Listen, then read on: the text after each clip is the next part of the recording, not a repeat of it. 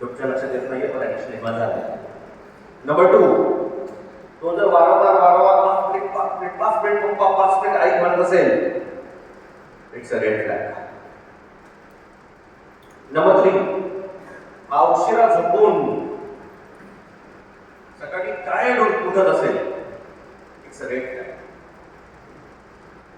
मुलंच नाही, आपण पण बरं का, मुलं ॲडिक्टेड नाही, आपण पण जर रात्री उशिरा झोपतोय आणि सकाळी टायर्ड उठतोय आणि आपल्याला माहिती आहे की रात्री मोबाईल बघितला म्हणून सकाळी मन लागत नाहीये, तरी पण आपण टेस्ट करतोय, it's a red flag. It's an absolute symptom of addiction. No questions, it's a red flag. If your child is avoiding the family conversations, घरी बोलत नाहीये जास्त, आपण कन्व्हर्सेशन अवॉइड करतोय, आपण आपल्या आईवडिलांशी बोलायचं कमी करतोय, किंवा आपण घरी गेल्यावर नवरा बायकोचं बोलणं सोडून आपण मोबाईल बघतोय, it's a red flag. It's already we are in the addicted zone. जर तुमचा मुलगा किंवा तुमची मुलगी तुमच्या आजूबाजूला अभ्यास करताना मोबाईल बाजूला असेल, इट्स अ रेड फ्लॅग.